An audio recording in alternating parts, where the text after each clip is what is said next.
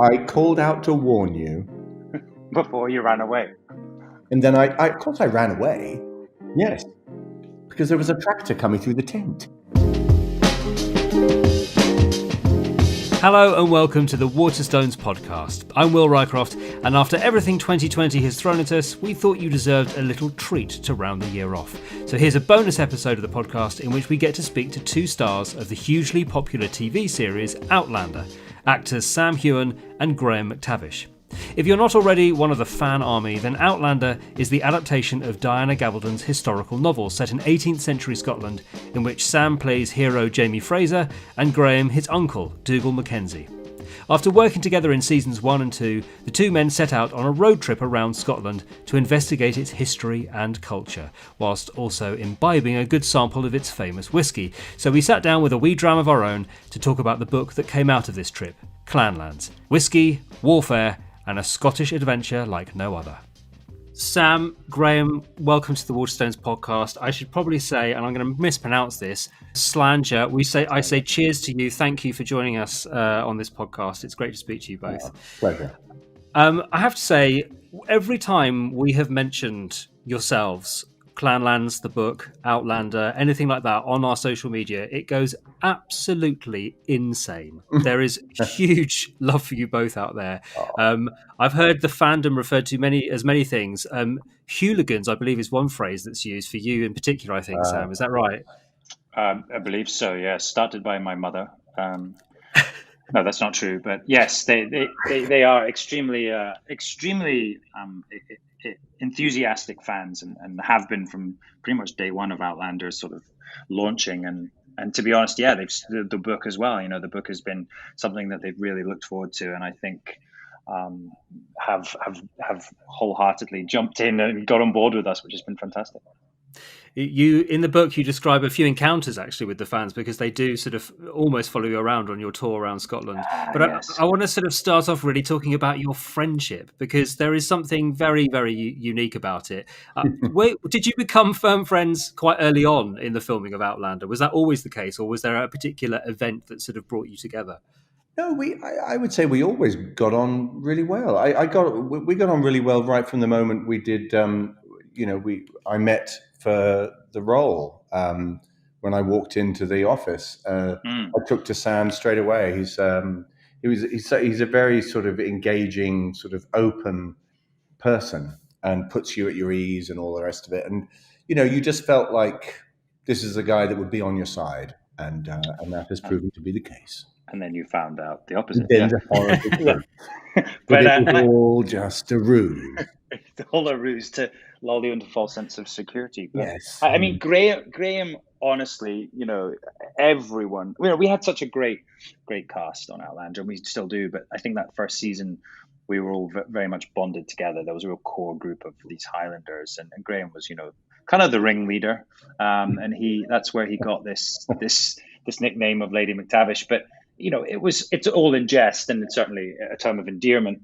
But it was great fun to see him on set. And we stayed in contact even when Graham left Outlander. And, I know that we would meet up in Los Angeles or wherever, and we'd have a beer and a good catch up and a good laugh. Well, you know yourself, Will, having trod the boards yourself many times, that when you have a good group of people, and especially a good group who make you laugh, it makes such a massive difference, not just to your experience of the job, but I really believe it makes a difference to how that job is seen by others, in terms of the audience. You can tell.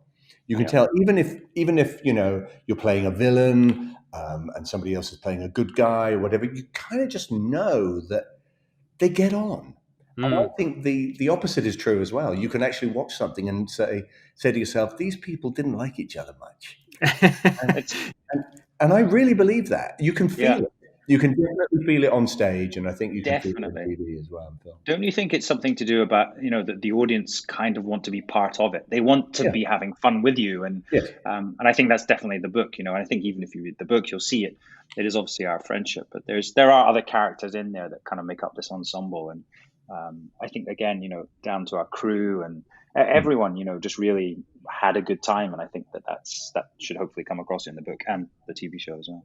Yeah, absolutely. I think you'll both know that as an actor, when you come together with a company for whatever job, you have to form very close relationships with people very, very quickly, because it might be that on day one you're filming a love scene with somebody, and you have to be able to commit to that 100%.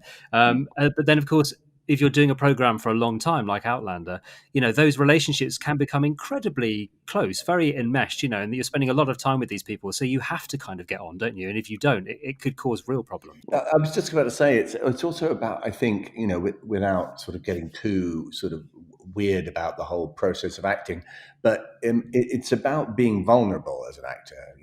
You have to expose yourself, in some cases, like Sam's case, quite literally. But you do have to expose yourself very emotionally, and you're opening yourself up to criticism. Basically people turning around saying, "Oh, that wasn't very good, was it?" And you protect each other. I think in that group, you look after each other, and you want everybody to do well, and you want everybody to work well together, and that's what makes a good TV show and a good book and a good play. And then someone takes advantage, and you find yourself on a tandem bicycle. Yes, exactly. Being led astray. Yeah.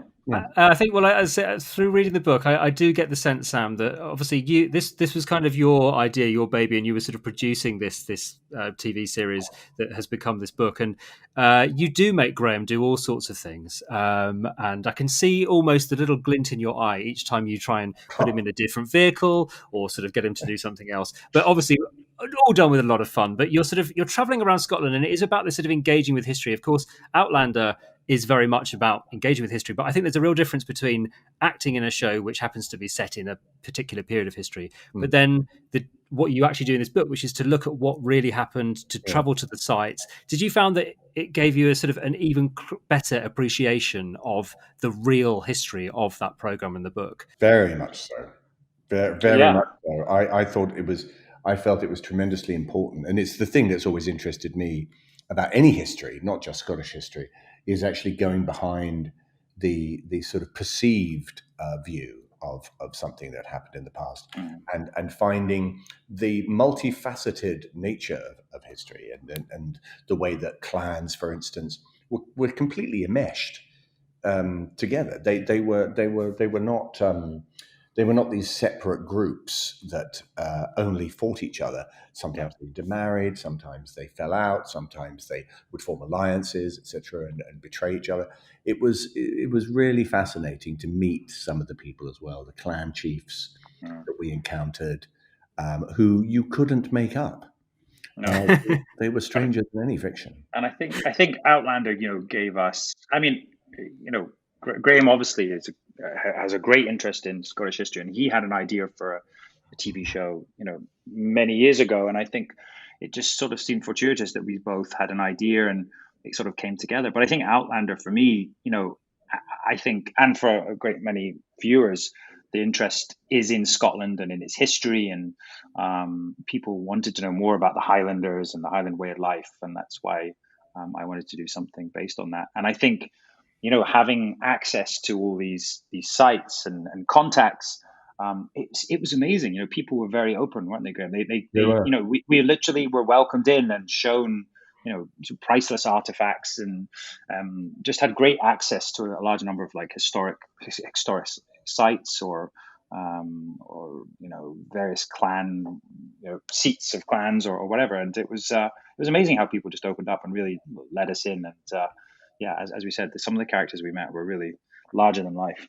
And because we weren't prepared at all, we had no preparation other than a basic schedule, and our line producer had spoken to people in advance, but we'd never met them. So all of what's described in the book happens, as it happened. I mean, these were great characters, and they really did so much of the work for us. We just had to sit there and really listen to them. Yeah.